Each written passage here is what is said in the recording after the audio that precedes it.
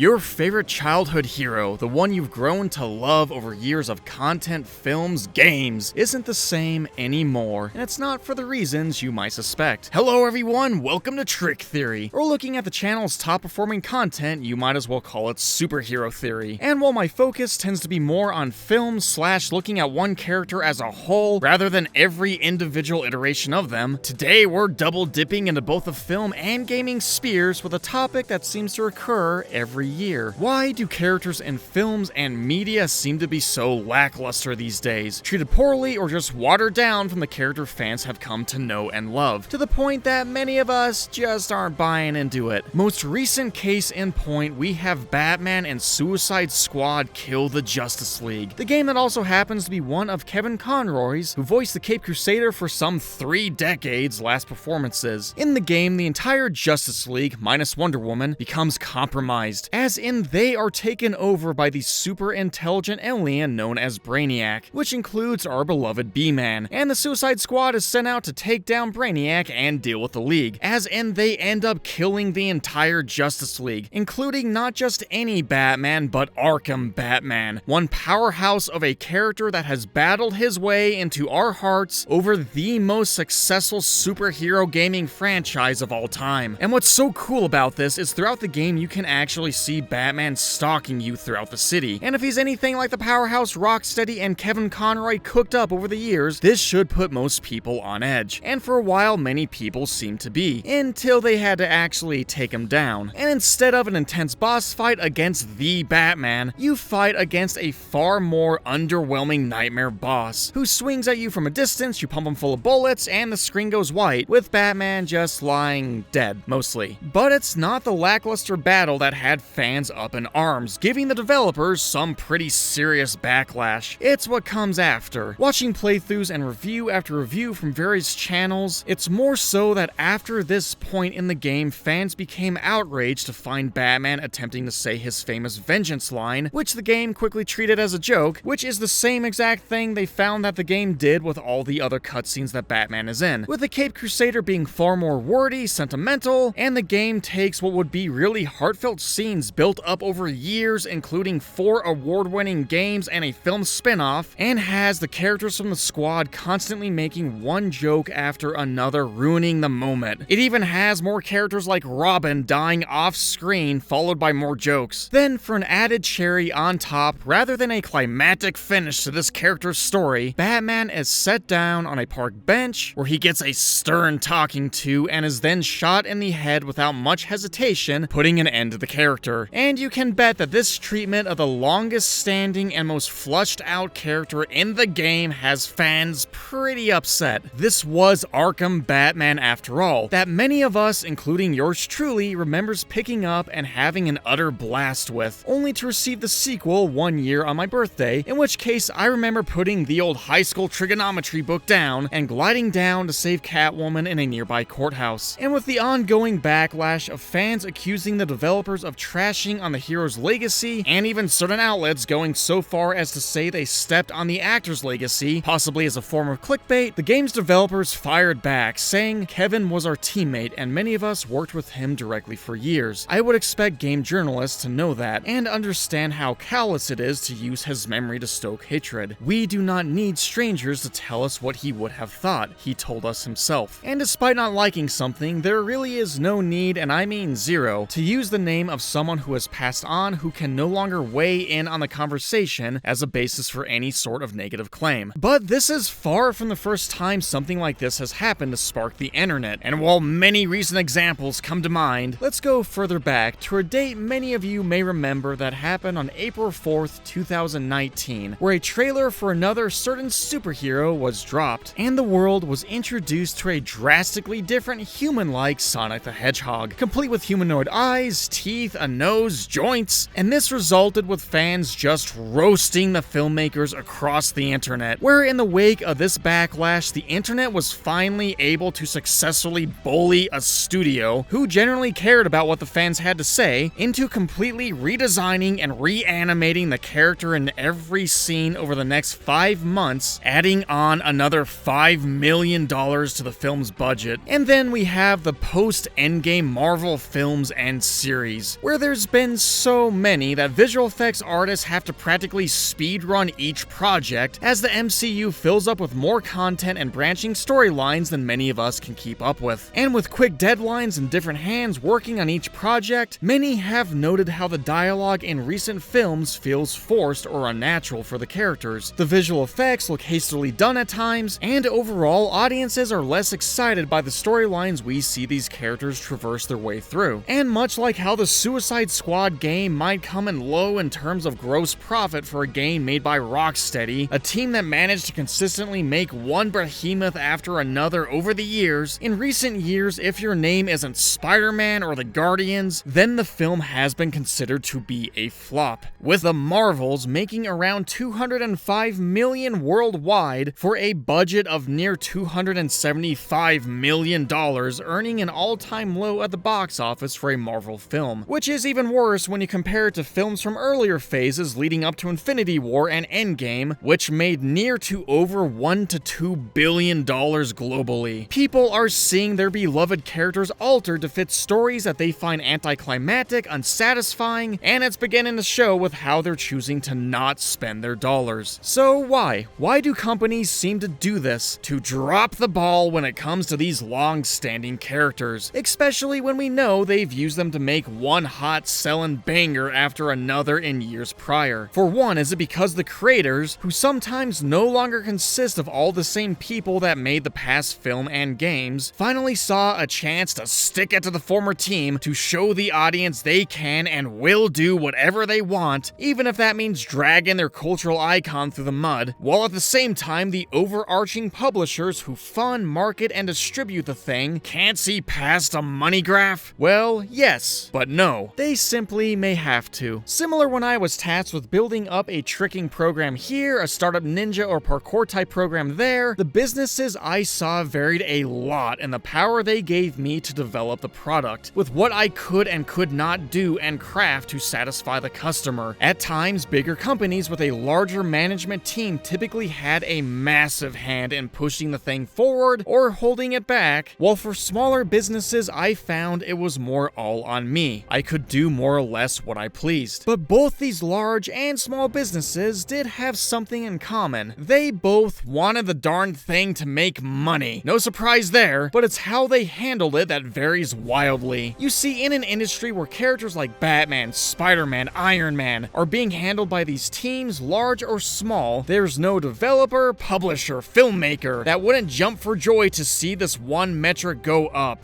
And that's where the similarities can actually end. You see, in the past, smaller companies who gave us these films and games typically are founded and then run by a tight team who all know each other and share the same creative vision, being less afraid to take creative risks and polish the product that is their one focus to deliver something that is truly groundbreaking. Large companies, however, have multiple projects going on at once, with decisions about whatever game or film being made going through many hands that may be spread out throughout the company, some who have very different goals, as in many of these hands are also now businessmen and investors who need to see profits coming in. Their entire job is to make sure that the company stays afloat, that for whatever game or film being created, the company is spending the minimal amount possible while receiving the maximum profit possible. So when any publisher sees data or trends that turning a game into a live service, having microtransactions, loot boxes, a season pass, just as any studio like Disney knows they will make up for the lower box office numbers through selling more merchandise, these large businesses have an incentive to do it. Incentives that small creative teams might not have or go for when making their dream film or game. And this is one big reason why we, the consumers, might see a big difference in the way our favorite hero may be portrayed. Besides from the actors sometimes just wanting to do something new, the bigger companies get, not only are they less willing to take costly creative risks when it comes to doing something different that might be what enthralled audiences when the studio was smaller, as any sort of decision being made has a lot more people and red tape to go through to happen, money involved that small creatives don't have to worry about. Layered on top of that is the increasing amount of people involved may or may not understand the audience's connection to the character, as again some of them are focused on other things like turning a profit, and the power dynamic, depending on the actual contracts put in place between publishing companies and the actual makers can vary a lot, with financial and creative decisions for better or worse being made on both sides, and this can cause changes to a character to happen that the audience doesn't like. But there's one other problem, one that has an actual name that plagues large companies that small teams who carefully choose their members can fully avoid to make an outstanding product that rivals that of big companies in the first place. The Pareto distribution.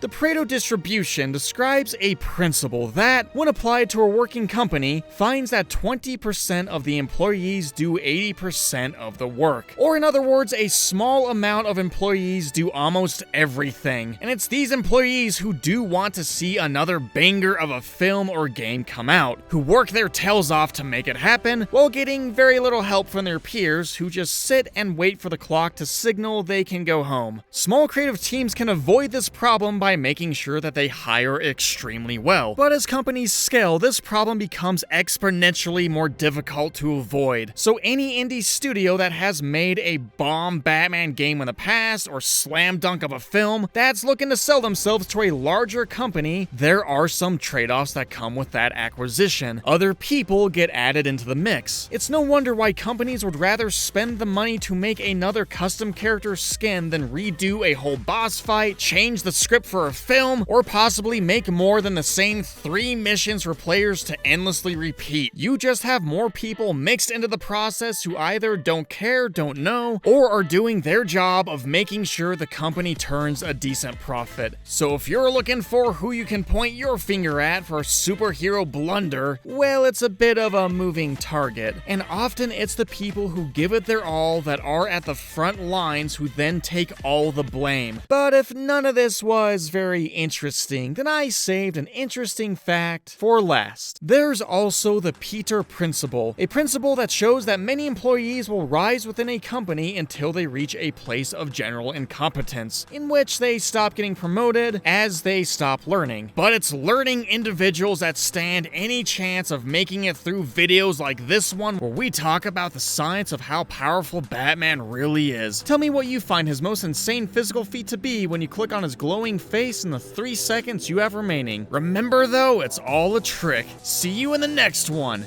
Did you do it?